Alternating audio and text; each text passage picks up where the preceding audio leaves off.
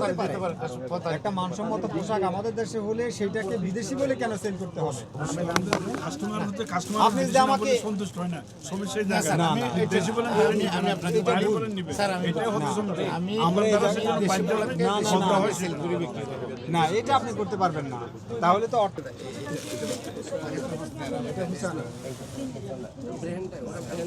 এই জামাগুলো আমি বিক্রি করি আপনার লিখে থাকার কথা স্যার, এগুলো লিখে নাই কেন আমি এটা চিন্তা করতেছি। এগুলো তো আমি বললাম তো। প্রোডাক্ট তো একটাও এখান থেকে আসা নাই, আমি এটা চিন্তা করতেছি কেন লিখে না। আপনার এখানে আমি আপনাকে বলি আপনার এখানে শত শত প্রোডাক্ট আছে আর আপনি আমাকে এখানে নাইলে স্যার আমি প্রত্যেকটা প্রোডাক্ট আপনাকে ভাই আমি এগুলি পাকিস্তানি দাবি করা হলেও পাকিস্তানি না, আমি আপনাকে বলছি না। কপিটা যদি হয়ে থাকে স্যার এটা ওইখান থেকে হয়েছে, তাহলে আপনি ভাউচার রাখবেন না? এখান থেকে কোনো মাল আমি ক্রয় করি না।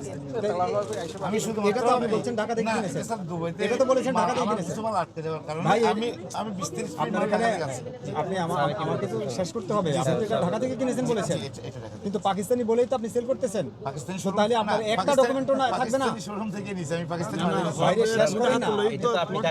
পাকিস্তানি বলে তো বস্তায় কিন্তু বসত পাকিস্তানি বলে তো সেল করতেছেন। স্যার, পাকিস্তানি দেখেন বলেছেন। কতগুলি সমস্যা এখানে তৈরি হয়েছে। একটা হচ্ছে পাকিস্তানি বলে সেল করতেছেন, পাকিস্তানের কোনো ডকুমেন্ট নাই, মেড ইন পাকিস্তানও লেখা নাই, মূল্যও লেখেননি, এবং আপনার কাছে কোনো ভাউচারও নাই, ক্রয় ভাউচারও নাই।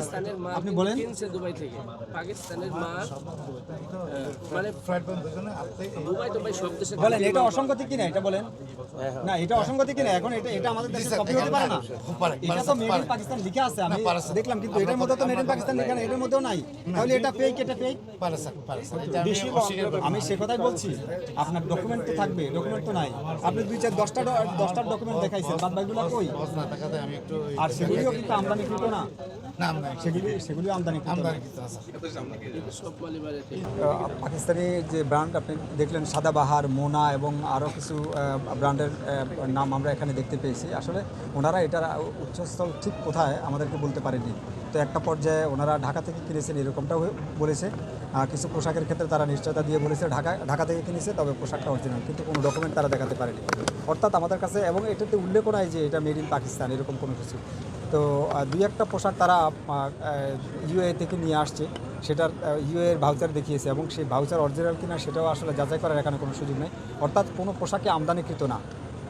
বাইরের যতগুলি পোশাকে এখানে তারা প্রদর্শন করছে, বিক্রি করছে, বাইরের নাম বলে একটা পোশাকও আমদানিকৃত না, তারা মূল্য কিন্তু প্রদর্শন করেনি। তো আমরা এই যাবতীয় অসঙ্গতি তারা দূর করবেন। আমরা এখানে প্রচুর প্রতিষ্ঠান আছে, ব্যবসায়ী নেতৃবৃন্দ আছে, আমরা তাদেরকে সতর্কতামূলক এখানে 20,000 টাকা অর্থদণ্ড করেছি।